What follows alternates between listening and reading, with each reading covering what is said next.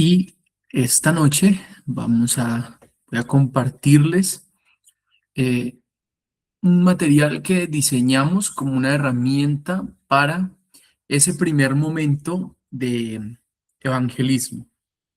Entonces, básicamente está diseñado con el objetivo de, eh, podemos encontrarnos con una persona, y digamos que esa persona tiene el interés de conocer más acerca de Jesús, quiere acercarse a Jesús, quiere acercarse a Dios, quiere empezar a ir a la iglesia.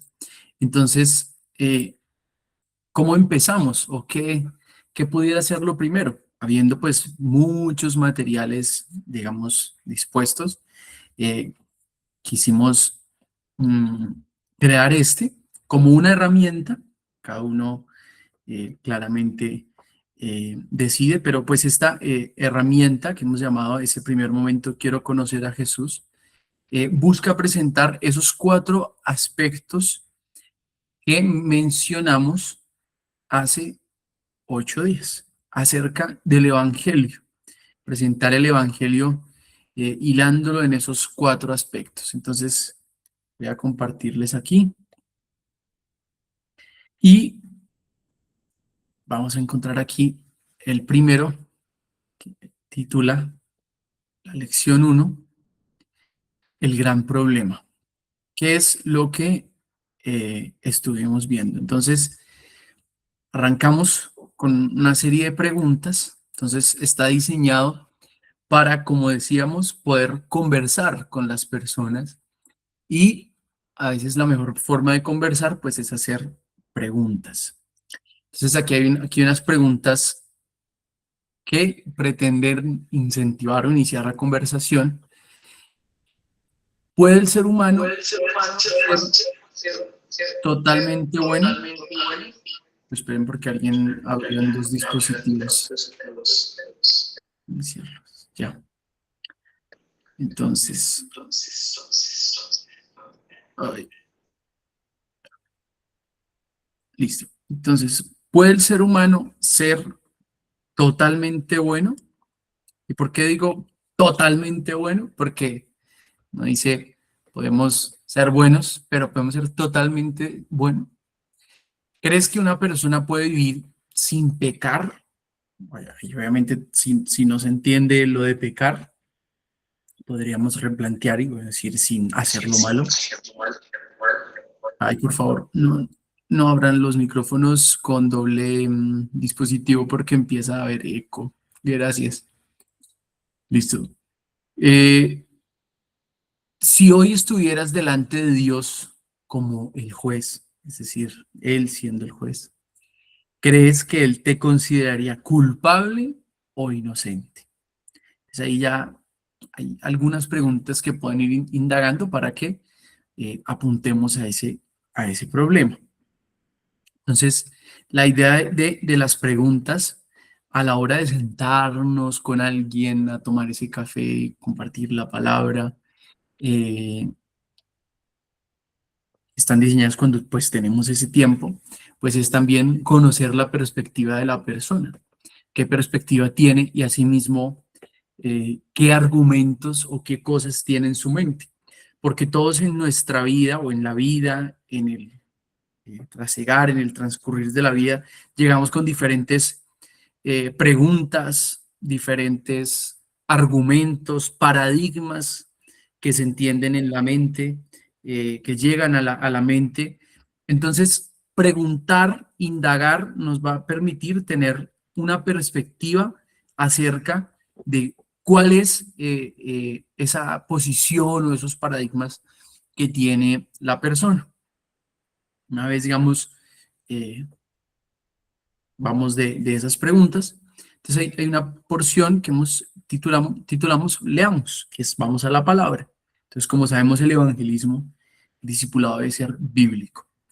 Y vamos a ese primer texto que es Romanos 3:23. Entonces, aquí está escrito, la idea es que pues se tenga la Biblia, se busque la Biblia, que dice, por cuanto todos pecaron y están destituidos de la gloria de Dios.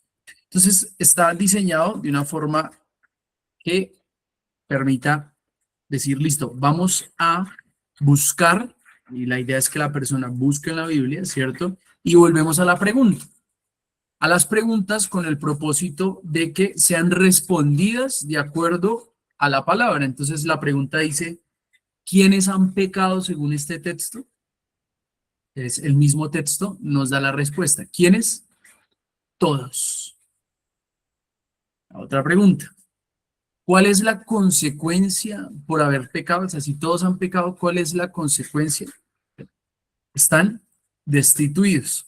Ahora, dependiendo la versión que estemos leyendo, ¿sí? Si es Reina Valera, dice destituidos, pero otras versiones tienen otras palabras. Entonces, como esta palabra destituido, pueda que para algunos tenga un significado o sea claro el significado y para otros no, pues importante tener otras versiones, como hemos dicho, siempre es bueno y ahorita con las, digamos, herramientas de la tecnología, pues uno puede tener a su disposición muchas versiones. Por ejemplo, la PDT dice de esta manera: todos pecaron y por eso no pueden participar de la gloria de Dios. Entonces, ¿cuál es la consecuencia? Estar destituidos de la gloria de Dios. ¿Sí? Y a partir de esas dos preguntas, digamos, de observación, vamos a un momento que es la explicación. Entonces, ¿qué nos dice la explicación? La Biblia enseña que el problema fundamental del ser humano es el pecado. El pecado es toda actitud, pensamiento, palabra o acción que contradice la voluntad de Dios. Como consecuencia, todos hemos pecado y estamos separados de Él. Entonces, aquí lo que veíamos hace 8 días, en empezar a atacar la raíz del problema o hablar de la raíz del problema, y es el pecado, porque nos pone en separación con Dios. Muchas personas consideran que son lo suficientemente buenas como para merecer el cielo, ¿sí? Y aquí hay un paradigma que tiene, yo creo que el 90% de las personas, y es, yo soy una buena persona, yo hago buenas cosas. Sin embargo, la escritura, y aquí quiero que nos fijemos en estas partes, la Biblia enseña, la escritura enseña, porque lo que nosotros estamos haciendo al evangelizar, al discipular, cuando alguien tiene el deseo de acercarse a Jesús, no es darle nuestra posición, no es darle nuestra perspectiva acerca de Dios como fundamento. ¿Cómo así como fundamento? No, no quiere decir que usted no pueda dar su testimonio, no quiere decir que usted no pueda dar pues su perspectiva acerca de cómo vive la fe, pero eso es un aderezo. Es decir, nuestro testimonio es como ese aderezo, pero no es el plato fuerte. El plato fuerte es lo que dice la Biblia, porque es lo que tiene fundamento. Y nuestra fe es ante todo una fe bíblica y el discipulado debe ser ante todo basado en la escritura, no en nuestras perspectivas. Entonces, la escritura enseña, y aquí vamos a entender algo, que el estándar de Dios no es simplemente ser mejores que otros. Es decir, yo puedo ser mejor que otra persona, pero el estándar de Dios es la santidad o la perfección total. ¿Sí? El problema es que ninguno de nosotros, y ahí tenemos un grave problema, puede alcanzar ese estándar por sus propias obras. Por más esfuerzos que hagamos, nuestras acciones no pueden borrar nuestra culpa ni reconciliarnos con Dios. Ese es el gran problema. La realidad es que todos somos pecadores y por causa de nuestro pecado estamos alejados de Dios bajo su justo juicio. Y esa es la condición de toda la humanidad, la razón por la que necesitamos desesperadamente un Salvador. Entonces, aquí, a la hora de hablar de cualquiera de los aspectos y, por ejemplo, a la hora de hablar del gran problema, podemos usar de varias estrategias para dar a entender. A mí me gusta usar mucho una ilustración cuando estamos estudiando acerca de esto del Evangelio y del gran problema, ¿cierto? Y es decirle, mira tú, Javier, imagínate que tú estás aquí en este lado, ¿cierto? Y, y tú vas a intentar dar un salto. Entonces, imagínense que está aquí Javier y tú vas a intentar dar un salto hasta aquí, pero ese otro punto son 10 metros, ¿no? O 15 metros, ¿no? Entonces, bueno, si tú intentas saltar de aquí a aquí, ¿qué va a pasar? No puedes, ¿cierto? Y decir, no, no puedo.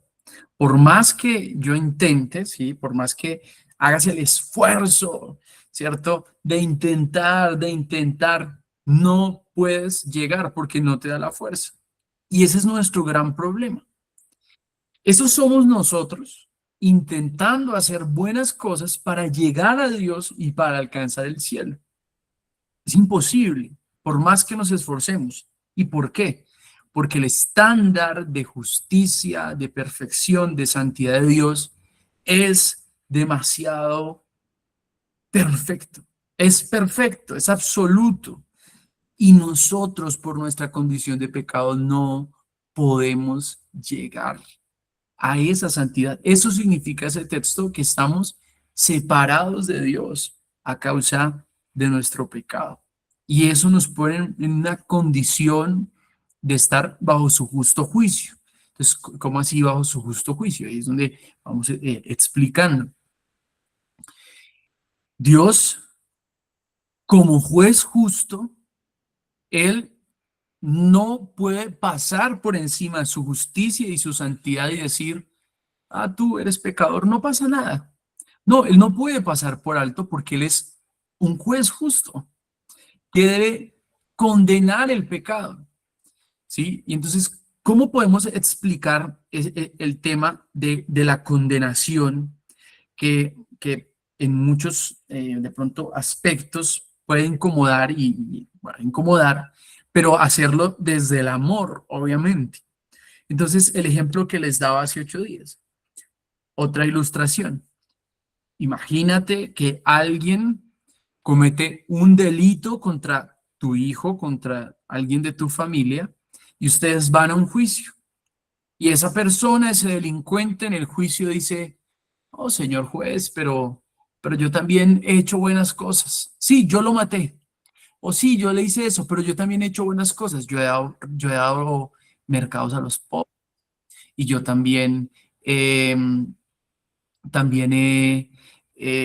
hecho buenas acciones, he hecho caridad. Entonces el juez dice, ay, sabe que sí, yo la verdad quiero ser un juez misericordioso y te voy a dejar libre. Entonces, pregunta, ¿sería un juez justo? Todos entenderíamos que no, es un juez injusto. Entonces, si nosotros, que aún tenemos bien cruzada, bien caída nuestra noción de la justicia, sabemos que eso es injusticia, ¿cuánto más Dios? Tiene que juzgar el pecado y condenar el pecado. Y el pecado es eso, es el castigo. Ahí va donde dice Romanos 6:23, ahí va el otro texto que dice, porque la paga del pecado es muerte. Entonces, según este texto, ¿cuál es la paga del pecado? Bueno, ahí van a escribir la muerte. Ahora, ¿qué es la muerte o a qué se refiere la muerte? No es la muerte física, es justamente lo que veíamos antes, la separación de Dios. Es la muerte. Estar separado de Dios es lo que la Biblia llama la muerte eterna. Y aquí hay algo que a mí personalmente me bendijo a mí y me ha ayudado a explicar el tema del infierno. Entonces, porque aquí cuando hablamos de la separación eterna, pues entramos también en una verdad bíblica que es pues la condenación eterna y el infierno. Ahora, mucha gente dice, no, es que si Dios es bueno, ¿cómo Él puede enviar a la gente al infierno? Si Dios es amoroso, no, mi Dios no enviaría a la gente al infierno. Pero entendamos esto. El infierno no es un lugar al que Dios envía a la gente porque sí, sino porque han pecado, hay un castigo, pero es la gente, ¿cierto? El hombre diciéndole a Dios, yo no quiero tu camino, yo no quiero tus leyes, yo no quiero tus mandatos, yo no quiero tu voluntad, yo no quiero lo que tú has diseñado. Entonces, el hombre con sus propias acciones y decisiones en esta vida le dice a Dios, yo no quiero tener nada que ver contigo y con tus diseños, yo quiero mi camino. Entonces, ¿qué termina siendo el infierno? La respuesta de Dios, ¿cierto? A lo que la gente determina en su condición pecadora, a lo que la gente dice, y es, yo no quiero una vida con Dios. Entonces, ¿qué hace Dios? Pues eh, mantiene, ¿cierto? Y pone esa separación. ¿Qué ha hecho Dios? Poner esa separación porque el pecado nos distancia. Entonces, fíjense cómo aquí hay dos aspectos que son también bien profundos, ¿no? Porque hablamos de la separación que es causada principalmente, ¿no? Y es causada porque Dios es santo y nosotros como pecadores no podemos llegar a su santidad en nuestras obras, pero también la separación de Dios a causa de que en nuestro pecado lo que hacemos es decirle a Dios, yo no quiero tus caminos. Y la muerte, la condenación eterna, es estar lejos de Dios por siempre. Eso es lo que el corazón pecador le ha dicho a Dios toda su vida. Y esa es una forma, digamos, en la que podemos dar a entender este tema, que puede ser un tema para muchos, cuando al inicio se escucha, es espinoso. Ahora bien, cuando la gente dice, no, es que mi Dios, o si alguien dice, es que mi Dios de amor no enviaría a la gente al infierno. Y la cuestión es esta, la gente no tiene que ir al infierno, porque hay un camino, porque hay una esperanza, que es lo que vamos a ver en las siguientes lecciones, y es Cristo, ¿sí? Entonces, aquí es importante que entendamos eso, la separación, la distancia que nuestros pecados han puesto con Dios. Y como veíamos hace 8 días, el objetivo al hablar del gran problema no es decirle a la gente, mira tu problema, es decirle, mira nuestro problema. Yo, yo también eh, he entendido que soy un pecador y que nuestros pecados nos ponen en separación de Dios, ¿sí? No hablarles desde una posición de superioridad moral, porque, como dijo un escritor, somos mendigos también, mostrándole a otros mendigos dónde hallar el pan que ha saciado nuestra vida. La siguiente parte dice para profundizar, Efesios 2 del 1 al 10. Entonces, esto puede ser a modo de una tarea para leer, o si ustedes quieren leerlo con la persona, ¿sí? Y cerramos con unas preguntas personales. Entonces, ¿qué preguntas? ¿Reconoces áreas de tu vida donde has actuado en contra de la voluntad de Dios? Entonces, querido Pepito, tú entiendes que hay áreas de tu vida que describen lo que hemos leído, en la que has ido en contra de la voluntad de Dios, en las que has tomado malas decisiones. Entonces, apelando a la conciencia, van a decir, claro, yo he tomado malas decisiones. Y ahí volvemos y conectamos. Todos hemos tomado malas decisiones. Ahora, ¿tú crees que necesitas el perdón de Dios? ¿Consideras que tu vida necesita una transformación profunda? Entonces, fíjense a dónde apuntan estas preguntas o esta primera lección, a que la persona entienda, que haya una comprensión acerca de su problema. No solo, y aquí quisiera, digamos, de pronto ser enfático en que a veces enfatizamos en el evangelismo esta parte, la condición de toda la humanidad. Eso tiene su lugar, ¿sí? Ya lo vimos aquí arriba, es decir, todos hemos pecado, todos nos hemos desviado, ¿sí? Pero hay una gran diferencia cuando uno dice, o sea, cuando uno lo mira de forma general, no es, sí, todos han pecado. Y la gente incluso lo dice, ¿no? Sí, el único perfecto es Dios, pero hay una gran diferencia cuando yo entiendo que yo estoy en ese grupo y yo he pecado contra Dios. Y yo necesito el perdón de Dios. Y yo necesito la transformación de Dios en mi vida. Entonces, esa pregunta, la que veíamos ahí, ¿consideras que tu vida necesita una transformación profunda? Dependiendo la cercanía que tengamos con la persona o lo que esa persona nos cuente, pues tal vez nos va a abrir áreas de su vida, de su corazón, tal vez que sepamos, en la que ha tomado malas decisiones, eh, ha hecho, digamos, ha pecado contra Dios, en la que, como veíamos, su vida está llena de vacíos, su vida está llena de inseguridades, de temores, de rotos, como todos hemos llegado a Dios rotos. Eh, y entonces ahí oramos, sí, oramos junto con la persona. El siguiente paso dice, si el pecado nos separa de Dios, ¿existe una solución para este problema? Y ahí la respuesta, claro, ya la sabemos que sí. Ahora, no es que vamos a esperar para la siguiente, sino que obviamente ahí vamos a decir, mira, Dios quiere transformar tu vida. Sí, no importa los rotos que estamos, hemos de reconocer que nuestra vida necesita una transformación, que hemos estado lejos de Dios.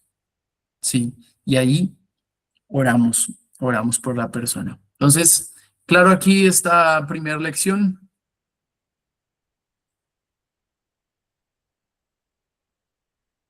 Listo. Entonces, siguiente. Entonces, nos volvimos a encontrar con esa persona en nuestro café porque ella dijo, no, yo quiero seguir aprendiendo. eh, Don Heralfo, yo quiero seguir conociendo. Entonces, eh, vamos a la lección 2, ¿cierto? La buena noticia. Entonces, volvemos a la pregunta, ¿existe alguna solución? Bueno, aquí va la buena noticia. Solución.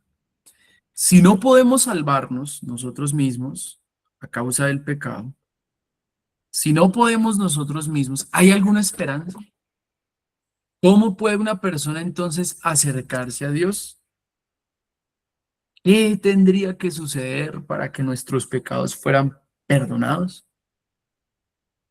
Otra pregunta, si Dios es justo, ¿cómo puede perdonar al pecador sin dejar de ser justo? En el ejemplo que veíamos, ¿sí? Ahora, estas preguntas que están acá no son para incriminar la ignorancia, así de crear silencios incómodos, decir usted, bueno, ¿y qué tendría que suceder para que fueran perdonados nuestros pecados? Y de pronto la persona así toda presionada, no, la idea de estas preguntas depende también de cada persona, ¿sí?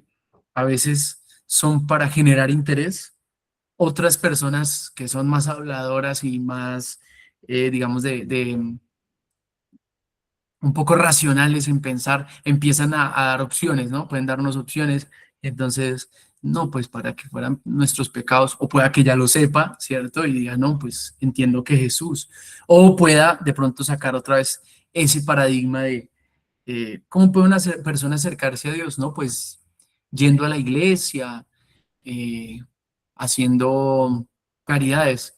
Bueno, resulta, y ahí podemos volver, ¿cierto? Al gran problema, que nuevamente las buenas cosas que hagamos por sí solas no nos pueden acercar a Dios.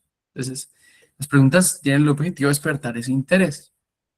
Y vamos a la Biblia, Romanos 5:8. Mas Dios muestra su amor para con nosotros en que siendo aún pecadores, Cristo murió por nosotros. Entonces, aquí hay una pregunta. ¿Quién tomó la iniciativa para salvarnos? Aquí lo vemos para que la persona responda. Dios. Y aquí hay algo de lo que yo les decía hace 8 días y esta es tal vez una de las diferencias más profundas entre el cristianismo y muchas y las demás religiones. Y es que en todas las religiones Del mundo se trata del hombre haciendo cosas para acercarse, para obtener. Pero en el cristianismo se trata de Dios acercándose a nosotros, ¿sí? Acercándose a nosotros.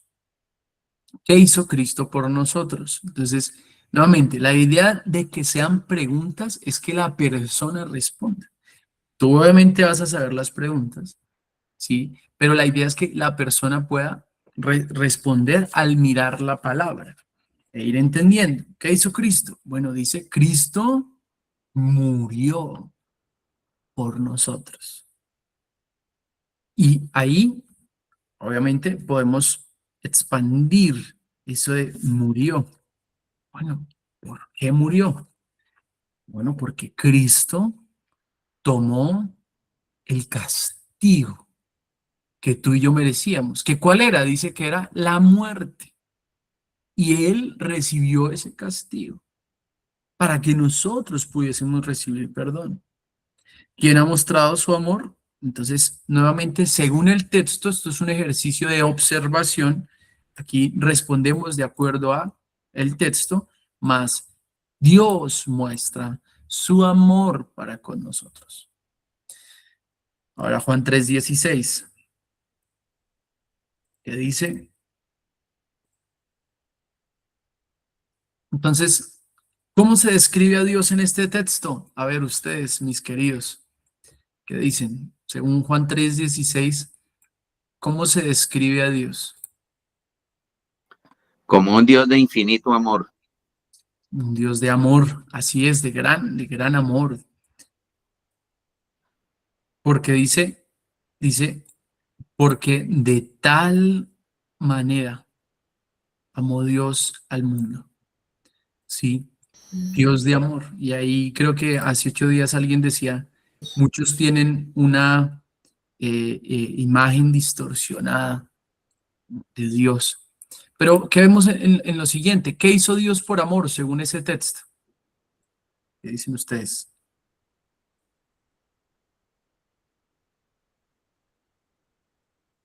Dio a su único hijo por rescate, por nosotros, para Bien. salvación.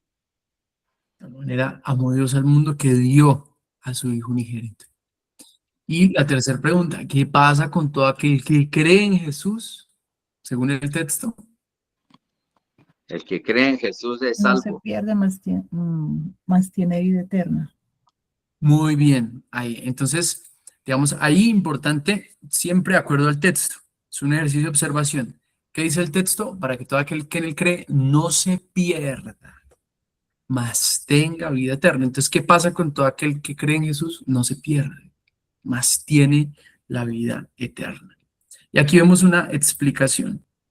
Dios no ignoró el problema del pecado. En su amor envió a Jesucristo para morir en nuestro lugar. Cristo cargó sobre sí el castigo que tú y yo merecíamos y vivió la vida perfecta que nosotros jamás podríamos vivir. Entonces podemos remitirnos otra vez a la ilustración de las veces que Javier o Pepito no podía saltar esos 15 metros. Pues resulta que Cristo sí. Él sí llegó al estándar perfecto de santidad, vivió la vida perfecta que nosotros jamás podríamos vivir. Su sacrificio fue perfecto, suficiente y definitivo para reconciliarnos con Dios. Fue suficiente. Es decir, y ahí vamos, ¿cierto? No hay algo que yo pueda hacer de más o añadir porque es el sacrificio de Cristo lo único que me puede acercar a Él. Eh, y ahí seguimos. Jesús te ama de una manera que nadie en este mundo podría hacerlo.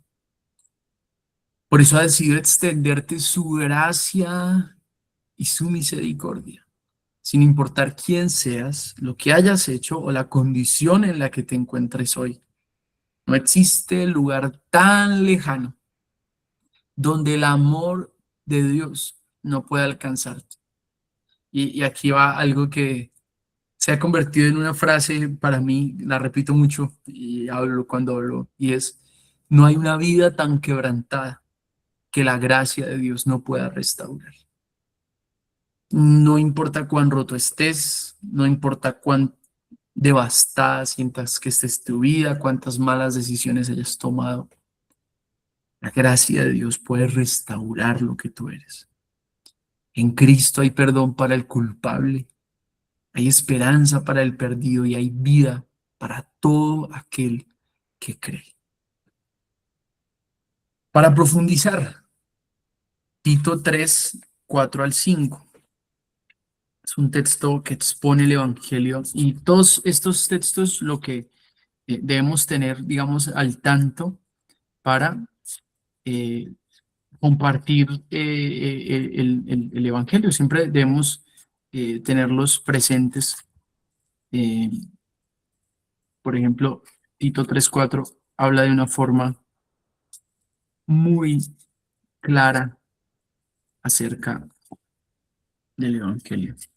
Dice, pero cuando se manifestó la bondad de Dios nuestro Salvador y su amor para con los hombres, Dios nos salvó, no por obras de justicia que nosotros hubiéramos hecho, sino por su misericordia, por el lavamiento de la regeneración y por la renovación en el Espíritu Santo, el cual derramó en nosotros abundantemente por Jesucristo nuestro Salvador, para que justificados por su gracia, viniésemos a ser herederos conforme a la esperanza de la vida eterna. Entonces, aquí está hasta el 7, de hecho, podemos leerlo. Y digamos, ¿qué pasa acá? Dependiendo esto es solo como una guía, pero dependiendo de la persona, del tiempo que tengamos, pues podemos seguir profundizando en ese texto que leamos. Y aquí hay un inciso que dice material recomendado. Entonces, aquí yo quise incluir esto de acuerdo a la necesidad y la persona que estemos discipulando. Entonces, recuerdo mucho cuando he conversado con el hermano Fernando Ramírez, que él me cuenta cómo ciertos materiales, por ejemplo, de música, cierta música, porque a él le gustaba el rock, él empezó a buscar, y cierta música de rock cristiano, eh, digamos que también lo fue acercando a Jesús, a la verdad de Jesús, a comprender el Evangelio y fue descubriendo ese material. Entonces es como material extra. Sí, algunas veces era metal. Entonces, de acuerdo a la persona, entonces de pronto usted conversa eh, con la persona y la persona no se le gusta la música o dice, no, me gusta la adoración. Entonces usted, listo, le va a recomendar tal canción, ¿sí? Ahora, ¿cuál es el objetivo de esa canción que recomendemos? Que enfatice, explique, amplíe, haga recordar el Evangelio, eso que estamos, no, ¿cierto? No le vaya a dar por allá, bueno, no sé, no voy a mencionar aquí nada, ninguna canción, pero no sé, darle, digamos, cosas que no hablan de nada, ¿no? Bueno, le recomiendo eh, esta canción. De pronto hubo un aspecto que lo tocó, hubo un aspecto que lo tocó, entonces se dice, o si es una persona, por ejemplo, que le gusta leer, es una persona que le gusta la lectura, entonces usted le dice, uff, mira, hay un libro que es muy bello acerca de este tema, y de ahí el hecho de que, bueno, también seamos lectores y podemos decir, mira, puedes leerlo. Una canción, una película de las muchas que hace. Entonces, de pronto en lo que tú conversaste con la persona, es una persona que tiene una necesidad, digamos, unas heridas alrededor de su paternidad. ¿Sí? Entonces, de pronto puede recomendarle algún material audiovisual o, o de audio, o una predicación también. Muchas veces yo lo he hecho en los discipulados y digo, mira, te recomiendo esta prédica de este pastor o este pastor, si tú quieres en estos días escuchar algunos mensajes, eh, puedes escucharlo. Yo personalmente cuando recomiendo, procuro recomendar maestros sencillos y cristocéntricos. Entonces, yo suelo recomendar, por ejemplo, al nuevo, alguien que me gusta escuchar mucho y creo que el pastor Charles Stanley, sí, por darles algunos nombres. Eh, Hay algunas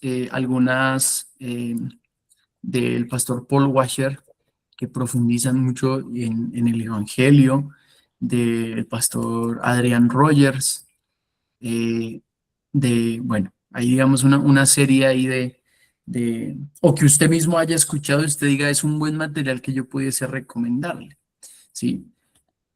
Ahí lo dejo, digamos, también a la libertad, pero importante que sea cristocéntrico, que sean bibliocéntricos, que no recomendemos por allá cosas que no determinen, que sean dadas a la herejía. Y pregunta personal, ¿qué significa para ti que Cristo haya muerto por tus pecados? Entonces ahí, ¿qué significa esto? ¿Qué mensaje entonces nos envía la cruz? Y ahí es de reflexionar eso, que dice Pablo, no me gloríe en otra cosa que no sea la cruz de Cristo, en lo que Él hizo. Y recuerdo mucho una prédica del pastor, el evangelista Billy Graham, que inició de esa manera. Decía, la cruz, la vemos en los templos, en las iglesias, en hospitales, muchos se la tatúan, pero ¿comprende su significado? ¿Sí? ¿Entiendes lo que significa? ¿Sí? Y alrededor del evangelio y alrededor de la enseñanza, entonces yo les hablo esto, ahí sí, digamos, como maestro se los digo, eh, de las cosas que más ayudan a entender es poder ilustrar las verdades. Jesús lo hacía con parábolas, ¿sí? Entonces, saber escoger bien nuestras ilustraciones, pero tener también disponibles ilustraciones, ejemplos que nos permitan dar a entender el mensaje del Evangelio, ¿sí? Que nos permitan dar a conocer eh, las verdades fundamentales de Cristo. ¿Por qué? Y aquí quiero hacer como un paréntesis. Los cristianos solemos desarrollar un lenguaje y un léxico y una jerga cristiana, que a veces, y más viniendo de un contexto pentecostal así histórico, puede llegar a ser confuso para las personas que están empezando.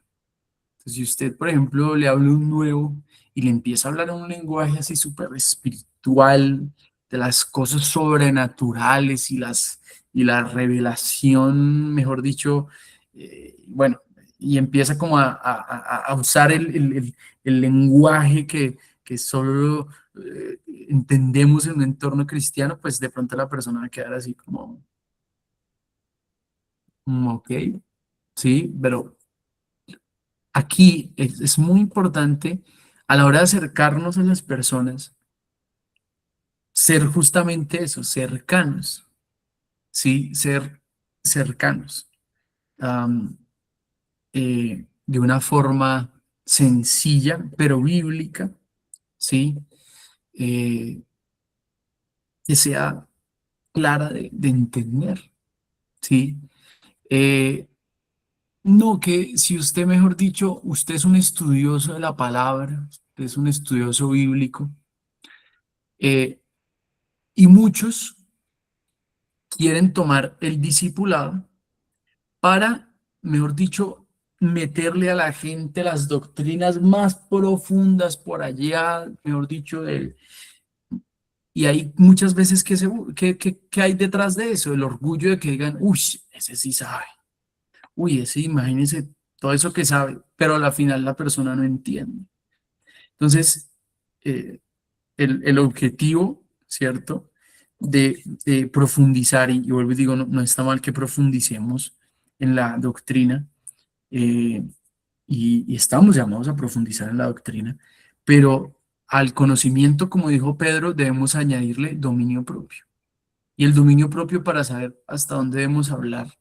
Cuando estamos compartiendo, enseñando, cuando estamos discipulando, el objetivo no es desplegar nuestro gran conocimiento y, mejor dicho, desplegar los tomos de libros que me he leído y todos los estudios bíblicos. No, no, no. El objetivo es que la persona entienda el mensaje central de Cristo. Es que Cristo sea contemplado con tanta dulzura que las personas quieran seguirlo, ¿sí? Que podamos transmitir, y ahí necesitamos de oración, necesitamos de clamor, que podamos transmitir eso, no alardeamiento, no, ¿cierto? Fanfarronería de nuestro conocimiento, no, eso no. No que la gente diga, wow, ese hombre cómo sabe Biblia. No, no, no, que la gente pueda ver la belleza que hay en Jesús, la grandeza que hay en la obra de Cristo. Ese es el objetivo central, ¿sí? Por eso Arcis Sproul decía, el Evangelio es tan sencillo que el más indocto puede entenderlo, pero es tan profundo que el más estudiado de todos los estudiados podrá seguir profundizando en él durante años. Es la paradoja del Evangelio, ¿sí? Y hacia la siguiente lección. Entonces ahí cerramos en esa suficiencia de Cristo. Si Cristo ya hizo todo lo necesario para salvarnos, ¿cómo puede una persona apropiarse de esa salvación? Ya lo estuvimos viendo, creer, ¿sí? Entonces la siguiente lección es cómo podemos acercarnos. Entonces lección 3, el llamado. Eh, Preguntas clave. eh, Volvemos a las preguntas, al modo de preguntas. Si Dios ha extendido una solución para nuestro gran problema, ¿cómo podemos recibir esa salvación? Y aquí va una ilustración, ¿sí?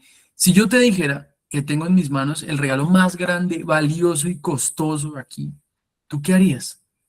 Entonces la persona diría, no, pues lo recibo, si te digo. Entonces es lo mismo. Dios ha diseñado esa salvación, pero nos dice que debemos recibirla. ¿Y cómo podemos recibirla? Entonces vamos leamos en donde Marcos 1:15, Jesús dice, el reino de los cielos se ha acercado. Hoy les digo, arrepentíos y convertíos. Entonces aquí va la pregunta, ¿cuáles son las dos acciones a las que está llamando Cristo?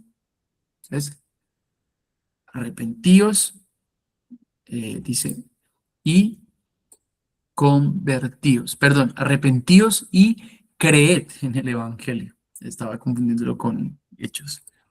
Arrepentíos y creed en el Evangelio. Hechos 3:19 se dice arrepentíos y convertíos, o arrepiéntanse y conviértanse. Entonces aquí surge una palabra importante que es arrepentimiento. Y yo quiero preguntarles a los que están aquí, antes de ir a la explicación, ¿qué es arrepentimiento? ¿Qué es arrepentirse? Es lo primero que quiero que preguntemos esta noche. ¿Qué es arrepentirse? Arrepentimiento es reconocer, un reconocimiento por haber fallado, por haber pecado a Dios. Reconocer el pecado y confesarlo a Él. Bueno, entonces aquí vamos apuntando ahí algunas palabras de pronto que te dice reconocer, confesar. Y apartarse. ¿Qué otra definición? Cambiar de dirección o de mentalidad, Norbert. Muy bien, es cambiar de dirección. ¿Qué más? ¿Cómo definimos el arrepentimiento? Dejar de hacer lo malo que hacía antes. Dejar de Porque hacer una lo malo. persona, cuando llega al Evangelio, ya comienza a dejar lo malo. Entonces la persona ya sabe, tiene que reconocer que está en pecado, que tiene que dejar lo malo. Muy bien. Muy bien. Entonces, fíjense que ahí, digamos, tenemos una idea bien amplia que enmarca, claro, arrepentir es reconocer que yo he ido en un camino que no es. Ahora, no se puede quedar en reconocer, ¿sí? Digamos, claro, confesarlo, reconocerlo, eh, pero ahí hay una gran diferencia. Cuando reconozco, Javier dice dolor del pecado, muy bien, y ahí hay un punto de quiebre, ¿no? Porque el arrepentimiento involucra reconocer y tener dolor por el pecado. Pero no es solo eso, porque si se queda ahí, es mero remordimiento. Y hay mucha gente que puede tener remordimiento. Lo que hace que sea arrepentimiento es lo que decía Fercho, el cambio de dirección, como lo menciona Javier, desistir. Prisi, levantaste la mano. Hola Norbert, sí, yo qué pena, es que quería ver si de pronto le voy a comentar algo. Es que me pareció la otra vez interesante cuando en Mateo 3:7, cuando Juan el Bautista estaba ya en el desierto bautizando, ¿cierto? Y entonces que llegaban los fariseos a que fueran bautizados y entonces él les decía que hicieran frutos dignos de arrepentimiento. La palabra me cautivó y tan importante, porque hay veces Muy uno bien, no puede hablar acerca de arrepentimiento, pero no hay frutos dignos de arrepentimiento. exacto. Y ahí cuando hablamos de frutos de arrepentimiento, pues hablamos de que hay una evidencia, como decía por aquí alguien, un cambio cuando hay verdadero arrepentimiento. Ahora quisiera que pensáramos esta noche, ¿cómo ilustraríamos el arrepentimiento? Ya sabemos la definición, ustedes la dijeron, reconocer, sentir dolor por el pecado, cambiar de dirección, dejar de hacer lo malo. ¿Cómo le darían eso a entender a alguien con una ilustración? Mis queridos evangelistas.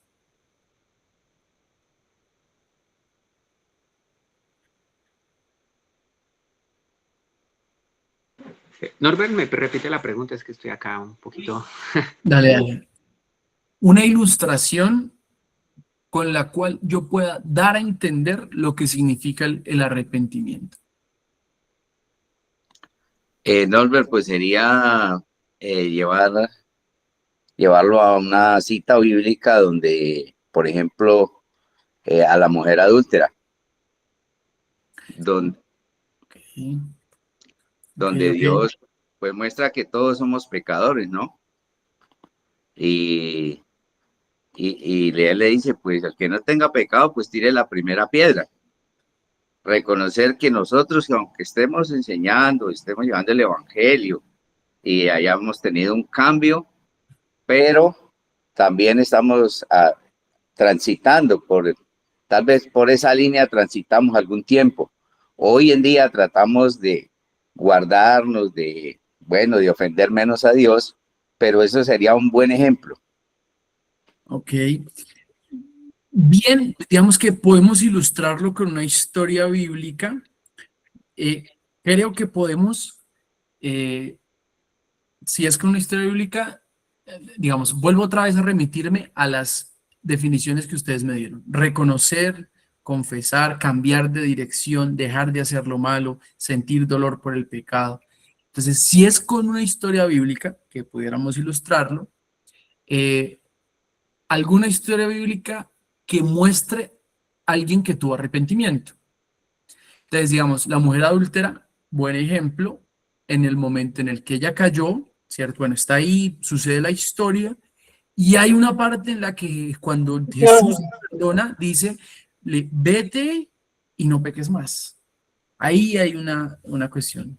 Yo Saqueo, tengo, muy bien. Ahí, Saqueo aquí, iba a decir, saqueo, dice, yo también iba a decir que pero Saqueo, perdón. un momentico, ya les doy la palabra, porque me respondieron aquí, ya le doy la palabra. Saqueo, muy bien.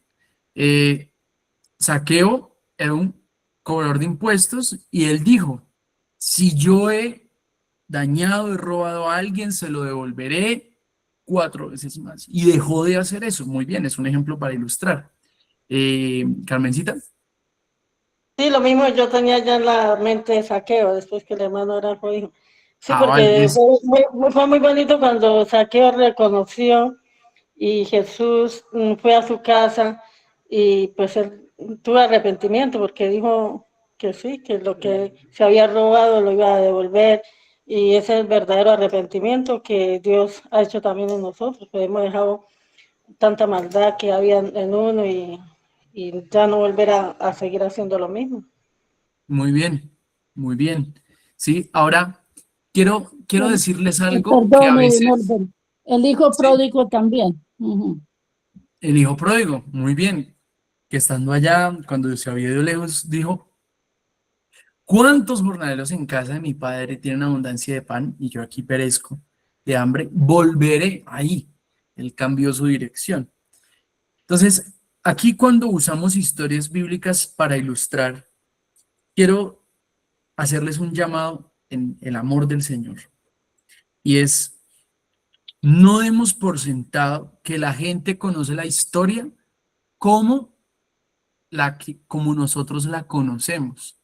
Entonces, digamos, a veces podemos cometer el error al dar a entender, o incluso cuando estamos predicando, ¿cierto? En un público, y es como si la gente ya supiera. Entonces, así como Saqueo que mostró verdadero arrepentimiento porque devolvió lo que había robado. Digamos, sí, pero al que nunca ha oído la historia, nos perdemos del regalo de contarle la historia a alguien que tal vez no la conoce o la ha escuchado, quién sabe. Eso me parece algo muy lindo y es que cuando estamos con alguien nuevo, cuando estamos discipulando, tal vez usted lleva 20 años, usted lleva, ¿cuántas veces ha escuchado la historia de Saqueo? Pero cuando usted tiene a alguien nuevo que no la ha escuchado, usted se la puede contar. Entonces usted empieza, si usted va a ilustrar. Había un hombre en la Biblia que se llamaba Saqueo, que era cobrador de impuestos. Y el cobrador de impuestos, pues era una persona que servía al Imperio Romano y ellos normalmente robaban a la gente y eran odiados.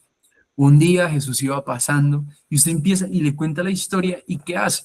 Las historias suelen capturar la atención y sin dar, digamos, por sentado que la gente conoce la historia. Ese es un ejemplo.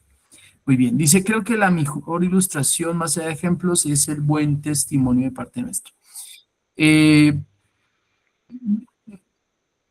Bueno, si se refiere al buen testimonio como de pronto de dar buen ejemplo, o sea, eso es importante, pero digamos la pregunta que yo estaba haciendo era cómo podemos ilustrar o dar a entender el arrepentimiento, ¿sí? A la hora de explicarlo. El buen testimonio, que claro, es importante, eh, eh, pero digamos estoy dando a entender para explicar el arrepentimiento. Ahora, voy a mencionar algunos otros. Norbert, Sí, lo sí. interrumpo. Otro de los ejemplos hermosísimos que hay que nos muestra la Biblia de arrepentimiento fue uno de los ladrones cuando estaba Jesús allí en la cruz. Eso es maravilloso. Muy bien, exacto. Estando ahí ya condenado y estaba al lado de Jesús y dijo, acuérdate de mí cuando vengas en tu reino. Y él reconoció que él era el rey. Y muy bien, ahí se arrepintió. Entonces, miren como en la Biblia tenemos muchos ejemplos que podemos dar para ilustrar ese llamado al arrepentimiento, ¿sí? Para dar a entender. Ahora, cotidianos. Bueno, yo suelo usar, por ejemplo, uno, y es, ¿cuántos de nosotros hemos tenido un GPS ahorita cuando vamos a la ciudad y de pronto usted va y tomó tenía que ir a tal ruta, ¿sí? Y entonces, y el GPS le decía, vaya por aquí y usted tomó la ruta equivocada. ¿Y qué le toca hacer? Frenar, devolverse. Y a eso Dios nos llama, cuando hemos tomado una ruta equivocada. Eso es una ilustración, ¿sí? Eh, Otra ilustración. Entonces, imagínese que usted es un artista, ¿cierto? Y usted está pintando una obra y tiene en su mente lo que quiere construir, pero de repente se le fue mal el pincelazo y usted se salió de donde tenía. ¿Qué tiene que hacer el artista? Bueno, reconsiderar ese dibujo que estaba haciendo. Esos son ejemplos de ilustraciones, ¿sí? Ahora, ¿por qué hago énfasis en eso? Podemos usar, claro, las bíblicas principalmente, o ejemplos cotidianos, porque esa sencillez permite a la gente entender un punto, un mensaje, ¿sí? Entonces, el llamado al arrepentimiento, porque pueda que arrepentimiento desde la mirada bíblica para las personas, pues no tenga, digamos que no tengan una comprensión clara. Entonces, esta explicación, Dios ha provisto en Jesucristo todo lo necesario para nuestra salvación. Sin embargo, aunque la salvación es un regalo gratuito de Dios, ese regalo debe ser recibido. Por eso cuando Jesús comenzó su ministerio, llamó a las personas a arrepentirse y creer. Y ahí va lo siguiente, porque hablamos del arrepentimiento, y la primera parte de Mateo 1:15, pero la segunda parte habla de fe, que nos conecta con eso, con creer. ¿Creer en qué? Bueno, podemos irnos a la lección anterior, y es creer en Jesús, creer en que Él murió y que Él resucitó, ¿sí? Creer en Cristo.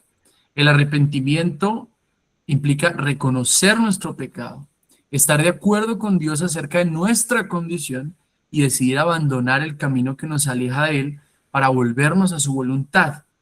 No se trata solamente de sentir tristeza por las consecuencias de nuestros actos, sino un cambio de mente y de dirección que nos lleva a buscar a Dios. La fe, por su parte, es confiar plenamente en Jesucristo y en la suficiencia de su obra en la cruz. Es dejar de depender de nuestros propios méritos, esfuerzos o buenas obras para descansar en lo que Cristo hizo por nosotros. La fe no consiste únicamente en creer ciertos datos acerca de Jesús. Y aquí esta parte es importante.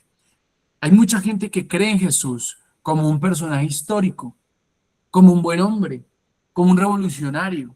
Pero no es creer datos o cosas, sino poner nuestra confianza en Él como nuestro Señor y nuestro Salvador.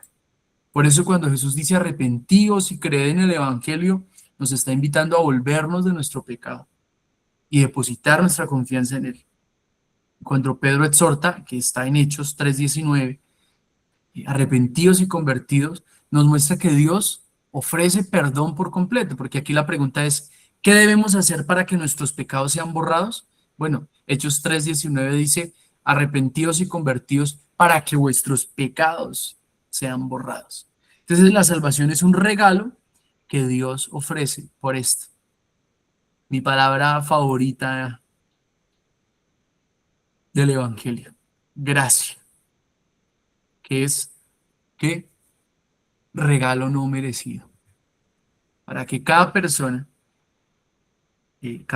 debe recibir personalmente mediante una respuesta sincera de fe y arrepentimiento. Es decir, el camino mediante el cual recibimos esa salvación es el arrepentimiento y la fe. Y para profundizar,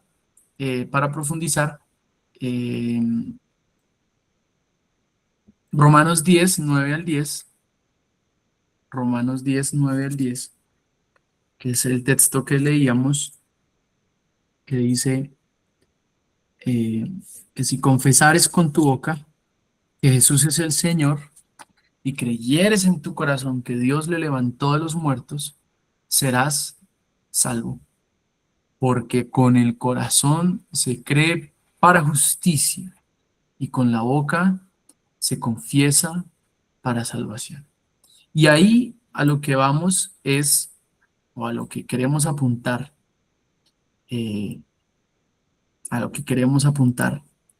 es a que la persona pueda,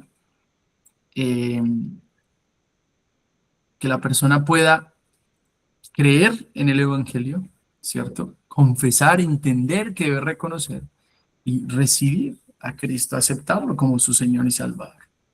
¿Sí? Entonces, ¿cómo vamos hasta aquí?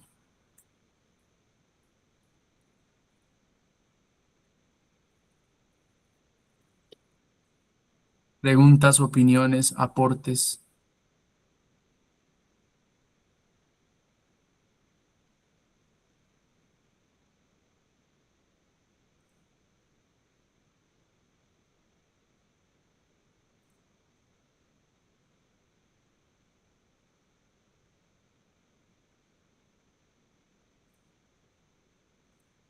¿Es claro hasta aquí?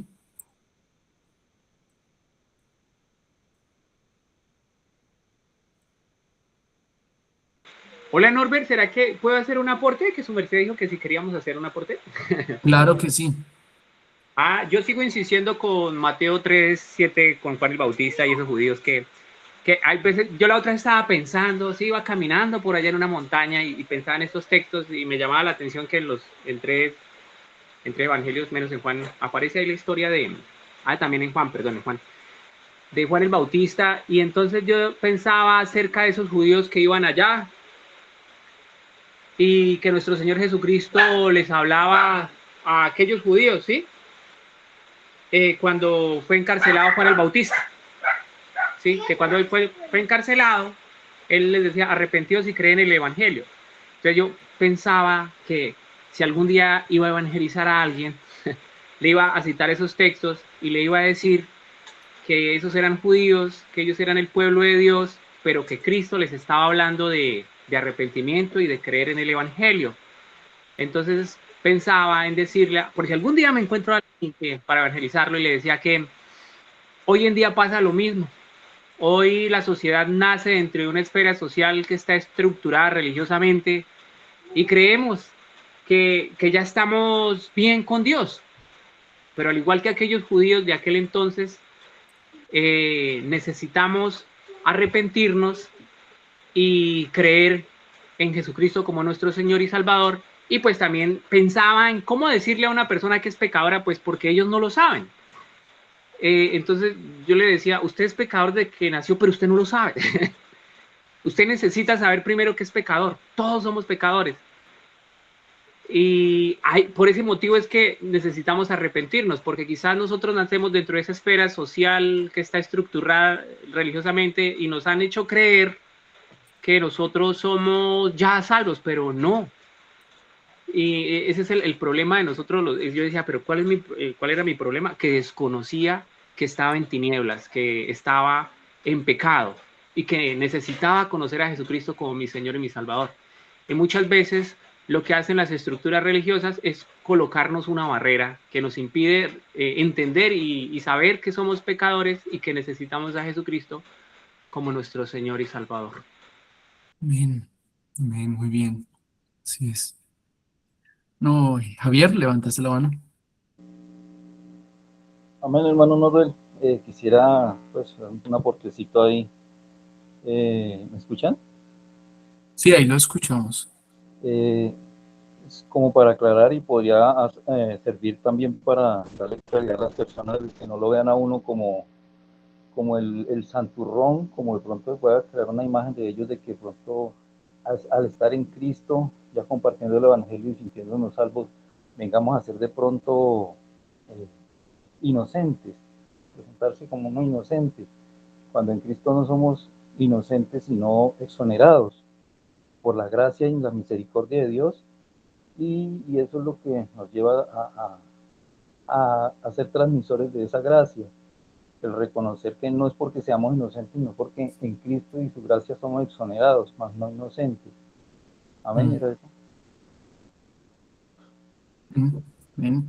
Entonces, que hemos recibido muy bien el perdón, y ahí entra una palabra, una doctrina que es muy importante, y es justificación, ¿no? Hemos sido, dice Romanos 5:1, justificados pues por la fe tenemos paz para con Dios. Que es ese punto, ¿no? El hecho de que fuimos reconciliados con Dios. La culpa de nuestro pecado fue quitada. Pero como en el punto que tiene, eso, seguimos entramos en una lucha contra el pecado, ¿no? Porque ese es el Evangelio, ¿no? Es decir, hemos recibido la salvación y fue quitada la culpa del pecado, pero no la presencia del pecado, ¿no? y estamos ahí aún en esa lucha. Me parece importante resaltar, dice Paola, demasiado en el amor de Dios para no seguirlo desde el miedo. Así es muy importante esa parte.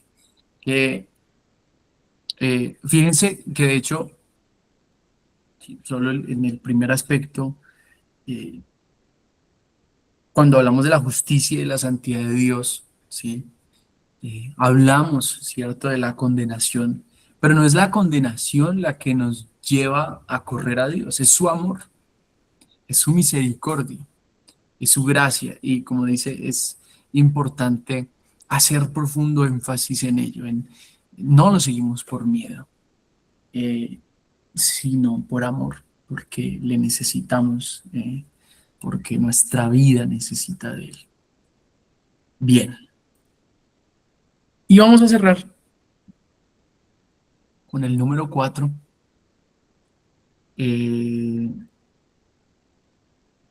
Sí, es como acentuar la seguridad una vez hay arrepentimiento, ¿sí? Y es la seguridad. Entonces, si has puesto tu fe en Cristo, ¿cómo puedes estar seguro de que Dios te ha perdonado? La salvación depende de lo que Cristo hizo o de lo que tú haces. Entonces, aquí hay algo. Juan 5:24 dice, de cierto te digo, el que oye mi palabra y cree al que me envió, tiene vida eterna y no vendrá a condenación, mas ha pasado de muerte a vida. Entonces, aquí hay unas preguntas. Según este versículo, ¿qué tiene la persona que cree? Tiene vida eterna. Y aquí hay algo en lo que yo siempre, y podemos hacer profundo énfasis, y es que todos los versículos que hablan de la vida eterna están en presente. Es decir, dice, yo les doy vida eterna, tiene vida eterna, para que todo aquel que él cree no se pierda, más tenga vida eterna. No dice tendrá, no dice vendrá, porque la vida eterna, y aquí hay un paradigma que se construye en la mente de la gente, y es, comienza cuando morimos. No, la vida eterna comienza en el momento que le rendimos nuestra vida a Cristo, y ahí viene pues el nuevo nacimiento. ¿Vendrá a condenación? La pregunta, la persona que cree no vendrá a condenación. Y ahí está el énfasis en lo que decía Paola. Eh, es, no hay condenación para aquel que se arrepiente de forma genuina. ¿Y de qué ha pasado? Ha pasado de la muerte a la vida, de la separación de Dios a estar cerca de Dios. Y ahí, al hablar ha pasado de la muerte a la vida, de estar lejos de Dios a estar cerca de Dios, nos permite hacer énfasis en que la persona que se arrepiente de su pecado puede acercarse a Dios con confianza y disfrutar de las promesas que Él ha dado para aquellos que ahora son hijos de Dios. Ahora, es importante hacer un énfasis en el hecho de que esto viene para aquel que realmente se arrepiente y que cree en su corazón en Cristo Jesús. El que, como dice Fercho, empiezan a ver frutos de arrepentimiento. No viene a condenación, ha pasado de muerte a vida. Y creo que hay algunas personas a las que discipularemos, enseñaremos, que tal vez hemos de orar con ellos o orar por ellos, ¿cierto? Decir, Señor, que sus ojos sean abiertos, que realmente pueda su corazón comprender esta verdad. Porque si comprende la verdad del Evangelio y se arrepiente, entonces estas promesas son para esa persona.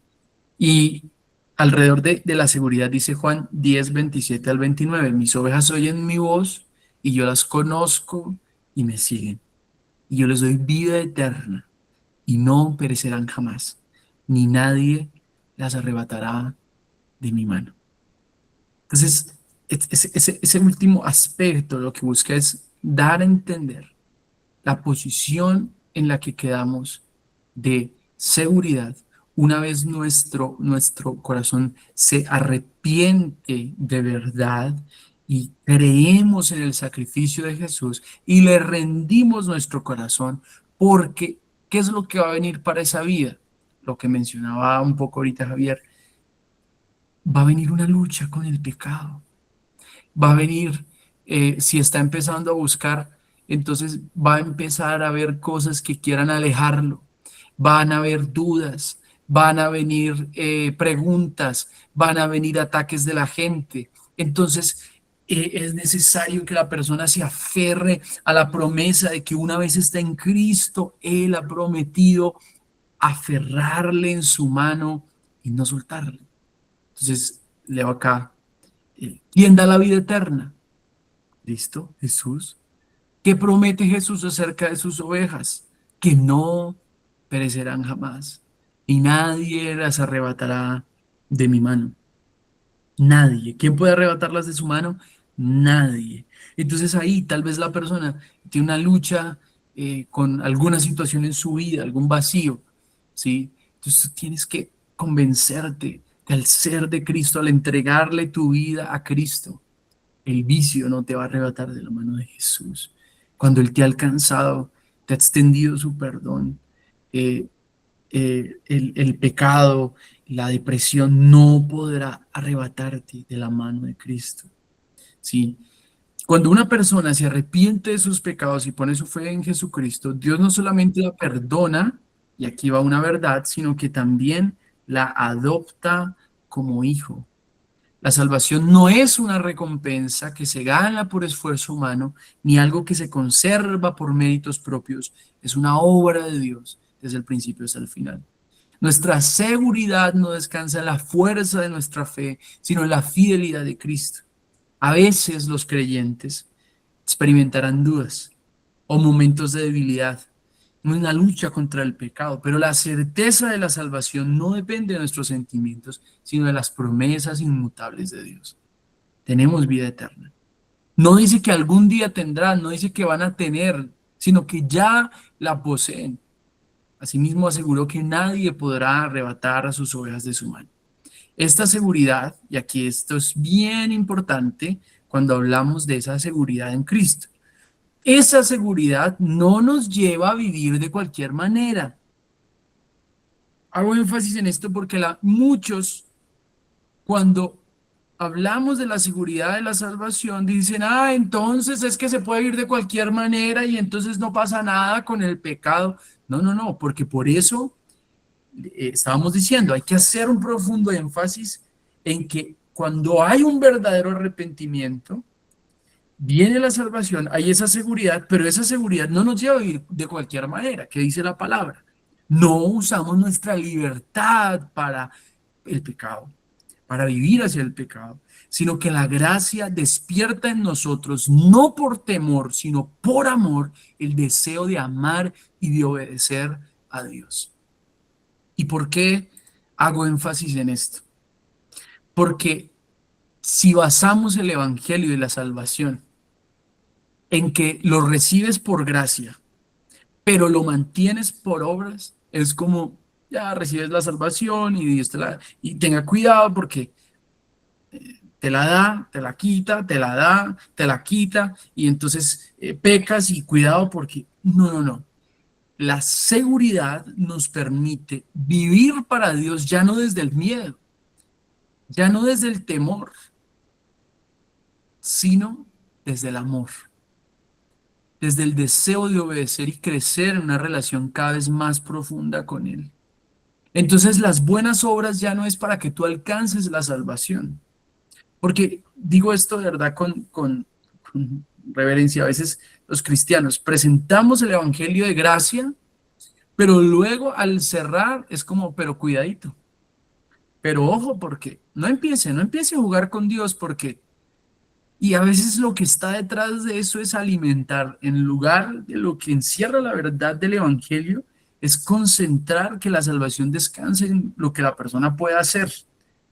Y hermanos, yo he tenido el regalo de discipular, de dar el discipulado a varias personas a lo largo de estos años. Y si en algo coinciden todas, es que a lo que empiezan a buscar a Dios, empiezan a enfrentar muchas dificultades en su vida, en su familia, empiezan a tener luchas, empiezan a tener, les empieza a costar el tema del pecado. Entonces imagínense, iban al evangelio, van a la iglesia para que entonces les digamos, pero cuidadito porque ahí le espera el infierno. No, hermanos, eso no va a hacer sostener a nadie. No, lo que hace sostener es que cuando tú entiendes el evangelio y cuánto Dios te ha amado, entonces fíjense en esto, es decir, ya no pecamos, no porque nos vayamos al infierno, sino porque queremos corresponder al amor de Dios. O sea, ya vimos todo lo anterior. Había un gran problema, hemos pecado, pero Él nos ha extendido su salvación, su gracia, su misericordia, dio a su Hijo, Cristo derramó su sangre. Entonces, la vida a la cual apuntamos no es porque estemos llenos de miedo, es porque queremos, esto es el cristianismo, desarrollar una relación profunda y personal con Cristo Jesús. ¿Qué es ser cristiano? Ser cristiano no es cumplir una serie de mandatos y decirle a la gente, mira, a partir de ahora vas a dejar de fumar, vas a dejar de tomar, vas a dejar de ir a estas fiestas, vas a dejar... Al momento que empezamos a discipular a alguien, vienen muchas preguntas, ¿sí? Si enfocamos nuestro discipulado en decirle a la gente, no hagas esto, no hagas esto, no hagas aquello, estamos cimentando en el legalismo. Y eso tarde o temprano se va a caer. Y es algo que yo repito muchas veces. Mira, cuando tu obediencia está basada en la relación que tú tienes con Cristo, entonces empiezas a ver, no, uy, si desobedezco, ay, es que rompí esta norma. No, no, no. Si desobedezco, ¿esto agrada a Dios? ¿Al Dios que he decidido amar? ¿Sí? ¿Agrada lo que hago? Entonces, fíjate cómo cambia ahí la pregunta. Yo les digo normalmente a los que discipulo, el pastor no va a estar, yo no voy a estar todos los días para decir, mira, si haces esto, no hagas esto, y yo no, mi labor no es estar ahí al tanto, sino que si tú empiezas a desarrollar una relación personal con Jesús, puedes hablar con Él, puedes hablar con Dios y decir, Señor, esto te agrada, yo quiero agradarte. ¿Será que debo apartarme de esto? Muéstrame. Y como el Espíritu Santo ha venido en aquella persona que ha creído en Cristo Jesús, pues las buenas obras son el fruto, y es donde hablaba Fercho. Hay ese fruto de verdadero arrepentimiento. ¿Sí? Pero desde el cimiento sólido de la seguridad que hay en Cristo. Porque si el cimiento es nuestras obras, estamos perdidos, hermanos. Pero si el cimiento es la seguridad en Cristo, entonces tenemos la esperanza de que somos sostenidos por Él y que el nuevo creyente va a saber que es sostenido por Dios a lo que vaya avanzando y creciendo en su vida, ¿sí?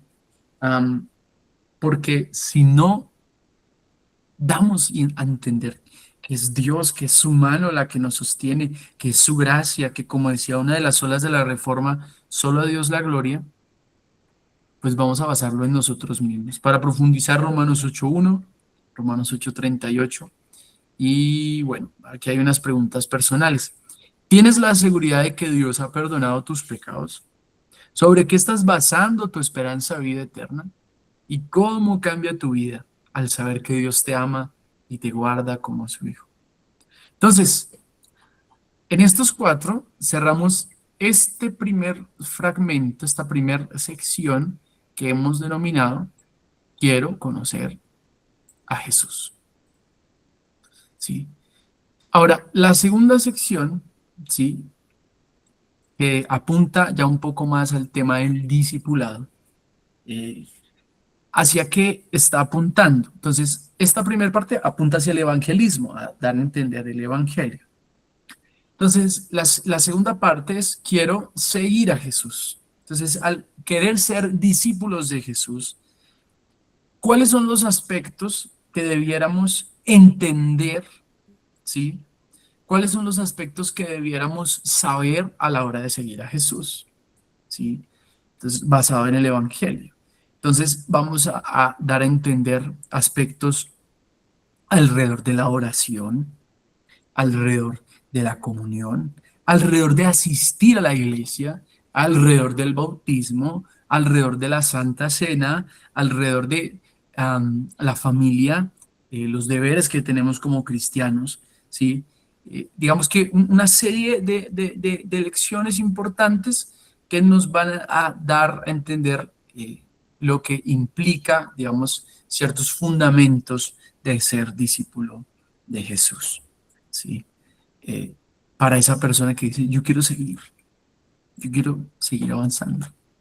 Y es una herramienta. Entonces, ¿cómo nos fue hasta aquí, mis amados hermanos? Les pregunto, ¿cómo